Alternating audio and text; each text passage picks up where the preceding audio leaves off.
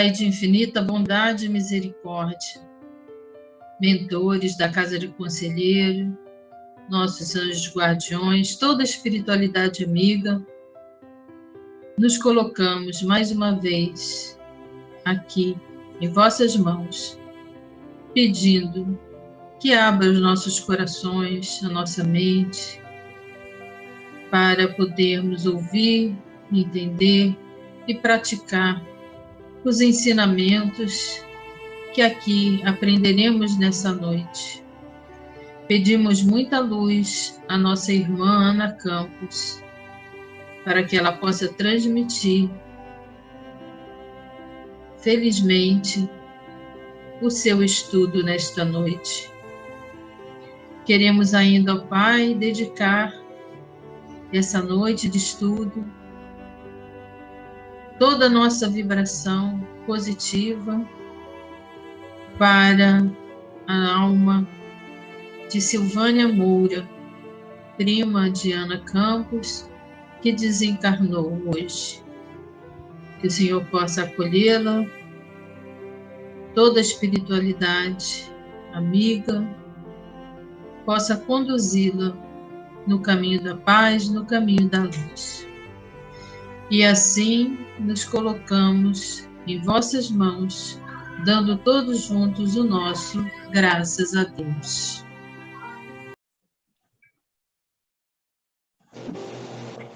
Ana, quando você quiser, fique à vontade.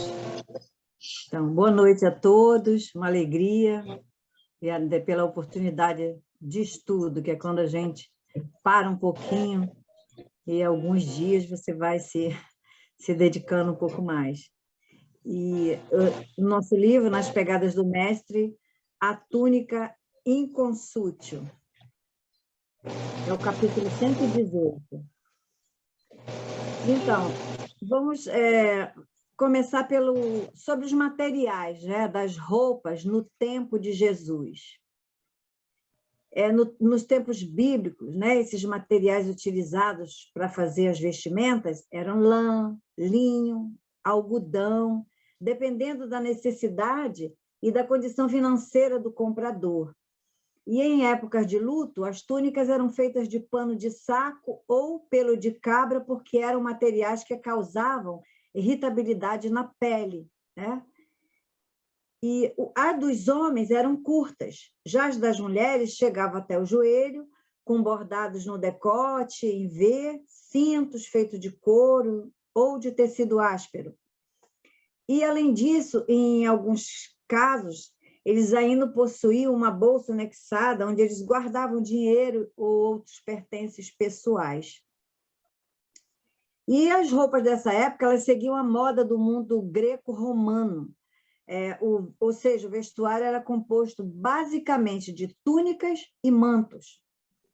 Na Grécia Antiga, as roupas, em sua maioria, eram caseiras, com comprimentos de linho retangulares ou tecido de lã com pouco corte ou costura. Na Palestina, no tempo de Jesus, esse costume continuou. O vestuário era muito simples. A túnica era a peça de roupa mais utilizada, era casual na época, né? E feita de linho algodão, colocada sobre o pescoço com grandes mangas. Os modelos eram diferentes para homens e mulheres, e estas utilizavam as túnicas mais coloridas, né? Então, como era o manto de Jesus Cristo? Ele não fugia do vestuário da época. A Bíblia, ela indica que ele usava a túnica feita apenas por um pedaço de tecido, está em João 19, 23, 24. E as túnicas usadas por Jesus eram diferentes. Elas não possuíam uma costura central, e o que geralmente ocorria com as peças da época. Hoje, a túnica de Jesus para a igreja, ela representa a justiça. E, além disso, Jesus ainda utilizava talit, que é um acessório religioso judaico feito de seda, de lã, né, com franjas nas extremidades. Então, Vinícius, ele nos diz lá no seu trecho que o cristianismo é um corpo doutrinário sem remendos, sem peças justapostas. É um todo harmônico, inteiríssimo, perfeito. A moral do crucificado, né, de Cristo, não tem aspectos divergentes, não tem ambiguidade, não tem contradições. É uma moral pura, sã, completa, imaculada. Jesus, o Verbo de Deus encarnado, não emitiu sons discordantes, não enunciou frases dúbias, não articulou palavras ocas, não produziu ecos confusos. Ele foi claro, conciso, congruente, positivo e firme. Então, se Jesus foi assim, de onde vêm essas intermináveis cisões entre os credos, né, que militam, né, sobre a rúbrica do cristianismo? De onde vem essa confusão, né, no seio das igrejas que se dizem cristãs, né? E de onde vem essa rivalidade entre aqueles que deveriam ser exemplo de conduta, de harmonia e de paz? Essa rivalidade, toda essa confusão, vem da ignorância, do orgulho, do preconceito dessas igrejas que do cristianismo tomaram somente o título. Tem origem na ambição, no egoísmo insondável do homem que tudo procura moldar às exigências insaciáveis de seus mesquinhos interesses. E continua sendo assim. Funda-se, finalmente, no fato de que essas religiões não haverem ainda descoberto que a túnica do mestre era inconsútil, não tinha costuras, não era composto de pedaços, representava um todo completo, rematado, perfeito. Tais predicados caracterizam o cristianismo de Jesus. A túnica dele, de Jesus, da paz, é inconsútil. Então, enquanto as igrejas se digladiarem, com isso, elas vão estar demonstrando que ainda não atingiram o ideal sublime da religião do amor, porque essa é a religião de Jesus, a religião do amor. E essa figura, né, da confusão, da desarmonia, das rivalidades, infindável das separações e das hostilidades. Isso essas igrejas que se degladiam, né? E acham que se você não faz parte, então você não está seguindo, você não pode ser irmão, e pregam uma coisa e agem de formas diferentes. E quando eu estou falando assim, pelo que eu estou falando das igrejas, mas nós devemos lembrar que nós também somos um templo, né? Então, nós temos que entender, né? Buscar o esclarecimento, pautar a nossa vida nos ensinamentos de Jesus, não apenas verbalizando, mas procurando vivenciar da melhor forma possível, porque ainda somos imperfeitos. Ainda estamos nesse caminho do aprendizado, mas nós temos a nossa base, que é Jesus, né? Jesus, que é a imagem da harmonia, símbolo da verdade, né? É alegoria da união integral e perfeita, que é o emblema da confraternização que irmana os homens numa só e única família. E Vinícius diz: queremos ver nessa particularidade da veste do Senhor um símbolo sugestivo que se aplica à sua doutrina, que é uma doutrina de paz, justa, onde não existe emendas, né? É perfeita. Eu busquei, então, por conta de falarmos da túnica, essa história dessa mulher, né, que veio de terras distantes lá da Cesareia, né, de Felipe. Ela era considerada impura, porque há 12 anos havia um fluxo sanguíneo que não a deixava. Ela já tinha recorrido a todos os métodos possíveis na ânsia de se curar. Ela esteve com os sacerdotes, deixou-se exorcizar, submeteu-se aos preceitos da lei e nada disso a aliviava. Buscava médicos locais de outras localidades, submetendo-se ainda uma vez a experiências que somente a maltrataram. Provavelmente obrigaram-no a sentar, né, lá nas bifurcações de ruas, com aquele copo na mão, e faziam alarido, gritavam de repente às suas costas, ou fizeram ela ingerir, né, um grão de cevada encontrado em excremento de um macho branco, mas tudo inútil. E então seu mal era considerado um sinal de desventura, um castigo divino.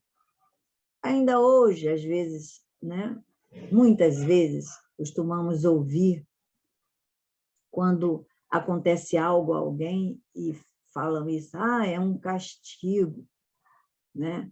Como se Deus estivesse ali, como ele vê tudo, né? Ele fica vigiando, errou, tá, vou te castigar, como a gente faz, né, com uma criança. Não está obedecendo, não está se comportando, então corta a televisão, não vai brincar, não vai descer. Então, é como se Deus estivesse assim, né? E as pessoas se isentam da sua responsabilidade diante dos seus atos de estar colhendo apenas o que plantou, né? E essa mulher, mesmo entre os seus, ela se sentia constrangida. Os olhares das pessoas, né, na sua presença, era incômoda, né? E ela chegou na cidade no momento em que o profeta de Nazaré acabara de regressar de Gadara e saltara nas praias de Cafarnaum. Então, o povo todo ali estava aglutinado ao seu redor. Na noite anterior, né, ela estava ali atormentada, né? E ali todo mundo corria para ver Jesus, que ele tinha, né? O Rabi tinha sobrevivido à tempestade com seus discípulos. Todos queriam ouvir, né, as histórias daquela noite, né, ali que os apóstolos passaram e que ainda estavam atônitos, né, por tudo aquilo que tinha acontecido. Ora, Jesus falara aos ventos, deu ordens à tempestade, imagina. Que surpresa, né, deve ter causado você saber que alguém falou com os ventos, deu ordem à tempestade e tudo se acalmou. E ela, pelos caminhos onde ela andava, ela ouvia falar daquele homem, pela boca daqueles que tinham sido abençoados por aquelas mãos, né, que haviam recuperado a saúde. E ela foi se aproximando e naquele instante ela viu, né, o chefe da sinagoga local, o Jairo, rogando a presença de Jesus para que fosse até a sua casa curar sua filha, né? E a multidão que vivia ávida, né, de novidades, né, acompanhando ali Jesus, Jairo e os apóstolos, o povo todo ali se aglomerando, porque todo mundo queria chegar perto de Jesus. E então, a figura dele se destaca com a sua túnica tecida sem costura, seu manto quadrangular de bordas em fios de linho. As pessoas falam, rogam, comentam, mas ele mantém a serenidade. Os passos firmes, segue aquele pai amargurado pela enfermidade da filha. A mulher tenta se aproximar, o coração já salta, né? Que ela estava ansiando por aquele momento. Mas a sua voz parecia morrer na garganta. O que eu vou dizer? Como eu vou falar do meu problema, me expor no meio dessa gente que não gosta de mim, que me vê de forma ruim, né? Ela que já fora tão humilhada, né? E as marcas, né, da doença, né, estavam ali, né? Ela estava descarnada, anêmica, né? Mas ela acreditava nele. parecia sentir que uma força extraordinária se desprendia dele. Todo ele era grandeza. Ela queria gritar, pedir socorro, tocá-lo. Assim, só tocar seria suficiente para se curar. E ali, naquela rua estreita, enquanto a multidão ia se adensava cada vez mais, ela se aproximou por trás, alongou o braço, tocou as vestes com a ponta dos dedos e, maravilhada, ela percebeu que o sangue estancou. A dor se foi e uma sensação estranha dominou. Ela sentiu-se renovada. Foram alguns segundos de êxtase e logo a voz dele se destacou na multidão. Quem me tocou? Os discípulos dizem que é impossível saber. Todos o apertam, comprimem. Como saber quem o tocou? Alguém me tocou, insistiu Jesus, porque eu senti que saiu de mim uma virtude. A mulher atirou-se aos pés e confessa, seu segredo foi descoberto. Fui eu, Senhor. Guardava a certeza de que tocando-te as vestes, recuperaria a saúde. Jesus a envolveu em seu olhar e a sossega. Filha, vá em paz. A fé te salvou. Fica livre do teu mal. E ela se debulha em lágrimas. Aquelas pessoas próximas queriam saber o que aconteceu. Jesus se foi e ela ficou ali, imóvel. A multidão seguiu com Jesus. Passado alguns dias, ela voltou ao seu lar, do outro lado do mar, e aqueles que a haviam conhecido anteriormente queriam que ela desse os detalhes da cura. E ela não se cansava de se repetir, né? Todo aquele encontro singular. Ela recuperou a saúde do corpo, mas perdeu a paz do espírito, porque tudo nela dizia que ela tinha que retornar, tinha que ouvi-lo, tinha que se planificar naquela luz, porque ela sabia que ele era o enviado de Deus. Se despediu de todo, dos parentes, e foi em busca de Jesus, seguiu por toda parte, nas cidadezinhas próximas, na orla do mar, alimentando o espírito com as palavras dele, que eram fonte de vida. Então, Jesus foi preso. A incerteza do destino dele era uma angústia, né? Sob o peso da cruz que carregava, enfraquecido por não ter se alimentado desde a noite anterior, pelas longas horas de flagelação, ele cai. Ela não se contém. Burlando a vigilância dos soldados, correu ao seu encontro com uma toalha branca que trazia, envolveu-lhe a face ensanguentada e dorida. Ele a olhou e, quando ela retira, nela, na toalha, estava estampado o rosto dele tingido pelo sangue. Ele a olhava demoradamente. Os lábios, né, nada diziam, mas, porém, ela ouviu no seu íntimo aquela voz suave que disse: vai em paz, lembrar-me-ei de ti. As antigas tradições cristãs dizem que essa mulher se chamava Serápia e que, a partir desse episódio, ela ficou conhecida como Verônica, que quer dizer verdadeira imagem. Um dos evangelhos apócrifos, Atos de Pilatos, informa que o nome dela seria Berenice. Mas o que importa qual é o seu nome, né? Nós tiramos aqui dessa lição que o que ressalta é o exemplo de gratidão que se permite externar. Ela acompanhou o mestre na sua caminhada dolorosa, rompeu o cordão de isolamento, afrontou aqueles soldados, né? Tudo para limpar o rosto daquele que um dia a envolveu em seu olhar amoroso, desejando paz. Ele retribuiu o gesto, deixando impresso seu semblante na toalha alva. Então, Verônica é uma das mulheres, dentre tantas, que, reconhecida pela atenção do mestre, o acompanha a todo lugar, bebendo da sua sabedoria, e formando como que uma coroa humana de profunda gratidão ao seu redor. Então, Jesus, ele seguia nas suas pregações. E ele disse, vamos às aldeias vizinhas para que eu ali também pregue, porque para isso vim. Está em Marcos 1,38. E nesse versículo de Marcos, Jesus declara ter vindo ao mundo para a pregação. Todavia, com a significação do conceito, tem sido erroneamente interpretada, e é razoável recordar que com essa semelhante assertiva, o mestre ele incluía no ato de pregar todos os gestos sacrificiais de sua vida. Geralmente, nós vemos na Terra a missão de ensinar muito desmoralizada. A ciência oficial dispõe de cátedras, a política possui tribunas, a religião fala de púlpitos, né?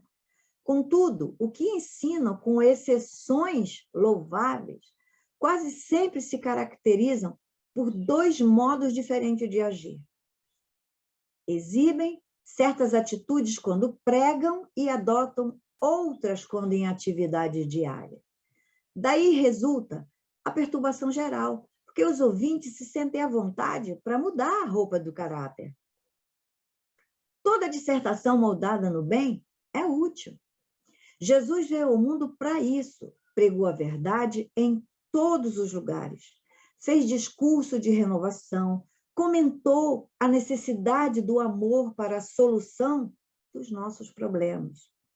No entanto, ele misturou palavras e testemunhos vivos, desde a primeira manifestação do seu apostolado até a cruz.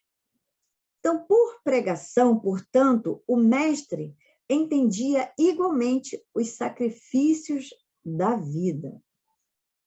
Usar os ensinamentos de Jesus na nossa vida, pautando-a nesse sentido, né? Buscando, num esforço próprio, assimilar, buscar entender e pôr em prática. Porque, se não assimilarmos dentro de nós, colocar dentro de nós que o nosso progresso está ligado a todos os ensinamentos de Jesus, que foi para isso que ele veio, né, com a sua religião de um amor, para mostrar esse caminho que nós devemos seguir, nós vamos ficar falando, lendo, dizendo, e as nossas atitudes não mudarem, né? Que nós estamos sempre falando da nossa reforma íntima, então depende unicamente de nós, né? Então, não há dúvida de que Jesus é o mensageiro divino que foi enviado para nós para nos ensinar a verdade e, por ela, o caminho da salvação. Então, Jesus foi um revelador de primeira plana.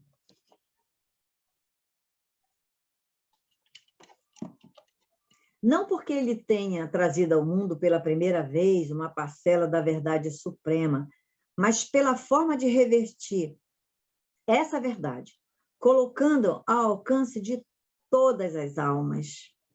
E por ser também um dos mais excelsos espíritos, para não dizer o primeiro em elevação e perfeição de quantos têm descido à terra, cujo governador supremo ele é.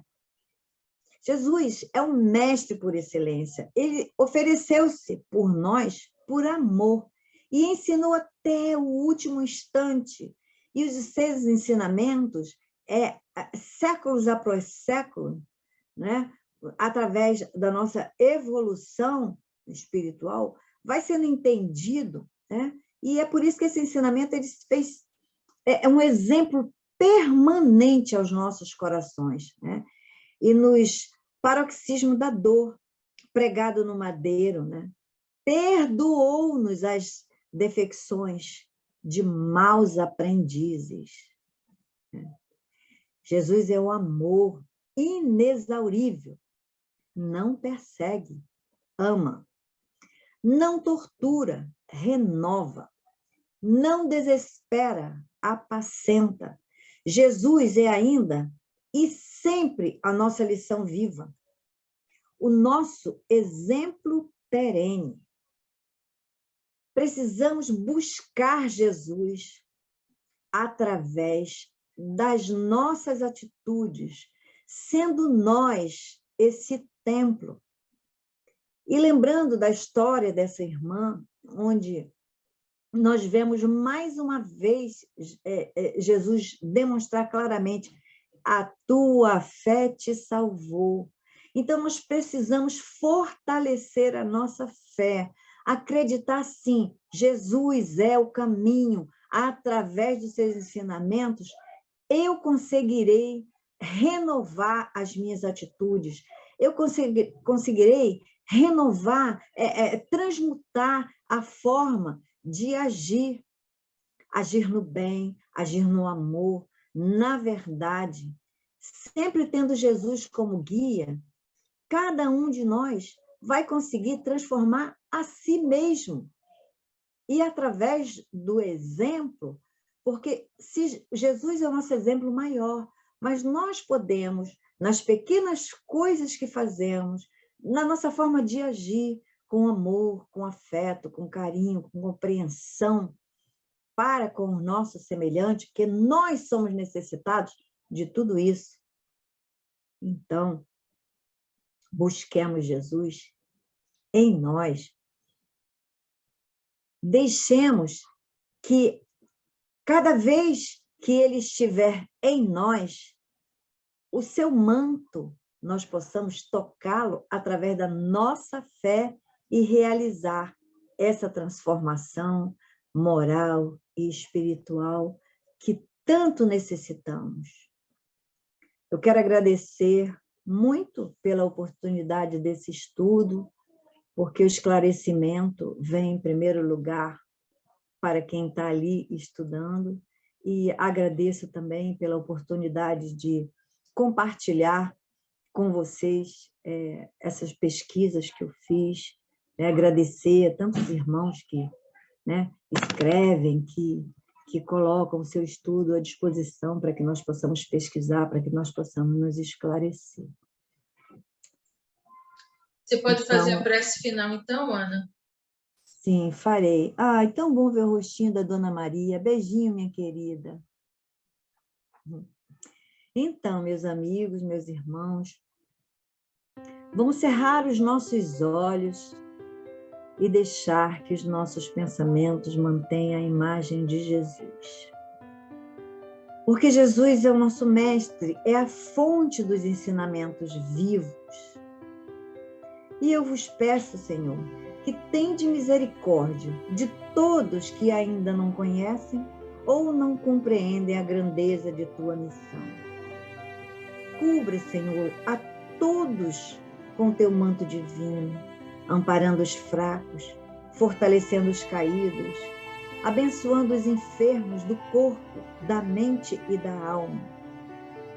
Fortalece, Senhor, a mente dos governantes, para que cessem as guerras e discórdias no mundo.